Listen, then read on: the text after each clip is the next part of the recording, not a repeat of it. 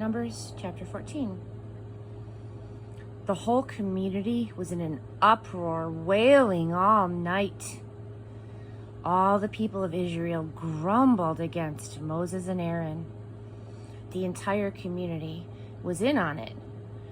Why didn't we die in Egypt or in this wilderness? Why has God brought us to this country to kill us? Our wives and children are about to become plunder. Why don't we just head back to Egypt and right now? Soon, they were all saying it to one another. Let's pick a new leader. Let's head back to Egypt.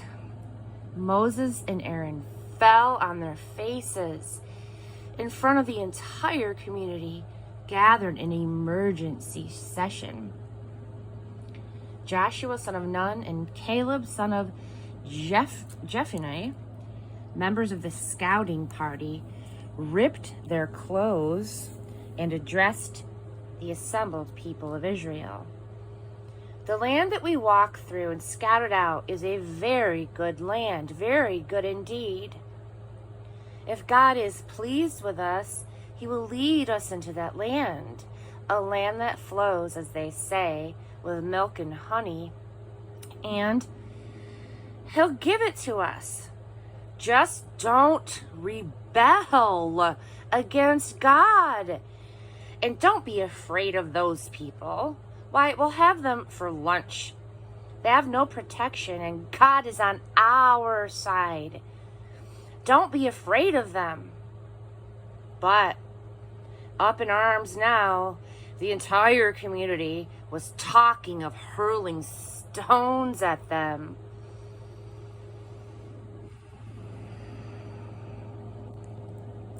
Just then, the bright glory of God appeared at the tent of meeting. Every Israelite saw it.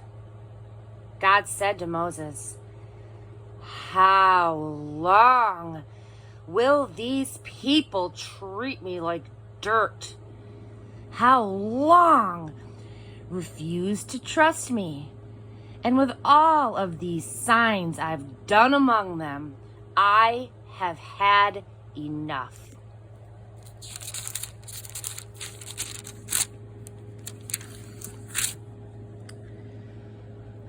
I am going to hit them with a plague and kill them.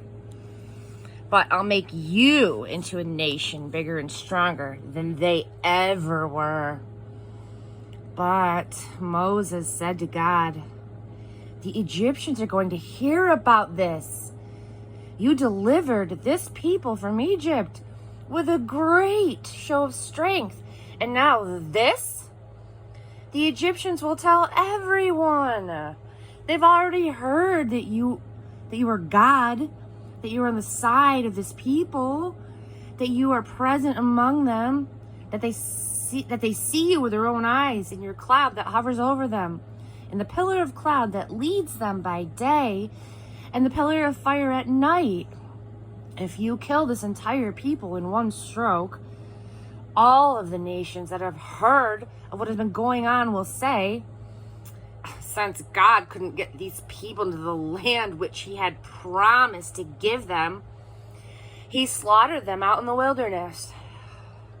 Now, please let the power of the Master expand, enlarge itself greatly along the lines you have laid out earlier when you said, God, slow to get angry and huge in loyal love, forgiving iniquity and rebellion and sin, still never just whitewashing sin, but extending the fallout of parents' sins to children into the third and even the fourth generation.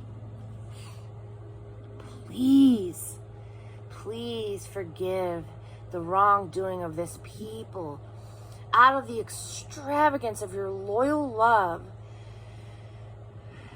just as all along from the time that they left Egypt, you have been forgiving this people. God said, I forgive them. honoring your words. But as I live, and as the glory of God fills the whole earth, not a single person of those who saw my glory saw the miracle signs that I did in Egypt in the wilderness, and who have tested me over and over and over again, turning a deaf ear to me. Not one of them will set eyes on the land that I so solemnly promised to their ancestors. No one who has treated me with such repeated contempt will get in.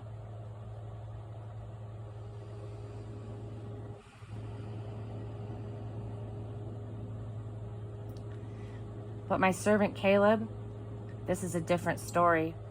He has a different spirit. He follows me passionately. I will bring him into the land that he scouted, and his children will inherit it. Since the Amalekites and the Canaanites are so well established in the valleys, for right now, change course and head back into the wilderness following the route to the Red Sea. God spoke to Moses and Aaron. How long is this going to go on?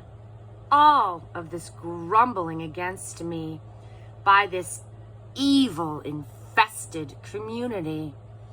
I have had my fill of complaints from these grumbling Israelites. Tell them, as I live, God's decree. Here's what I'm going to do. Your corpses are going to litter the wilderness. Every one of you, 20 years and older, who was counted in the census, this whole generation of grumblers and grousers, not one of you will enter the land and make your home there. The firmly and solemnly promised land, except for Caleb, son of Jephunneh, and Joshua, son of Nun. Your children, the very ones that you said would be taken for plunder, I will bring in to enjoy the land that you rejected, while your corpses will be rotting in the wilderness.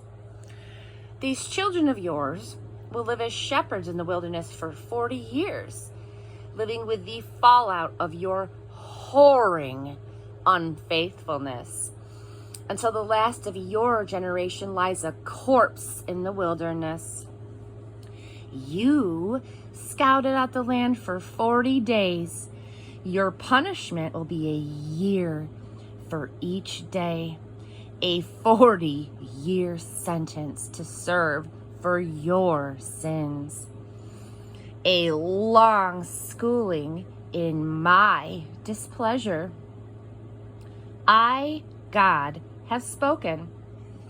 I will most certainly carry out these things against this entire evil-infested community, which is banded together against me. In this wilderness, they will come to their end. There, they will die. So it happened that the men Moses sent to scout out the land returned to circulate false rumors about the land, causing the entire community to grumble against Moses. All of these men died, having spread false rumors of the land. They died in a plague, confronted by God. Only Joshua, son of Nun, and Caleb, son of Jephunneh, were left alive of the men who went out to scout the land. When Moses told all of this to the people of Israel, they mourned long and hard. But early the next morning, they started out for the high hill country, saying, "We're here, we're ready. Let's go up and attack the land that God promised us. We sinned, but now we're ready." But Moses said, "Why are you crossing God's command yet again? this won't work. Don't attack. God is not with you in this. You'll be beaten badly by your enemies. The Amalekites and the Canaanites are ready for you, and they will kill you.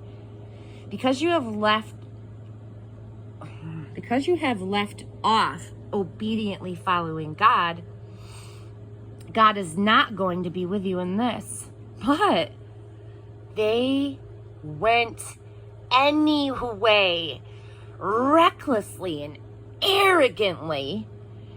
They climbed to the high hill country, but the chest of the covenant in Moses did not budge from the camp.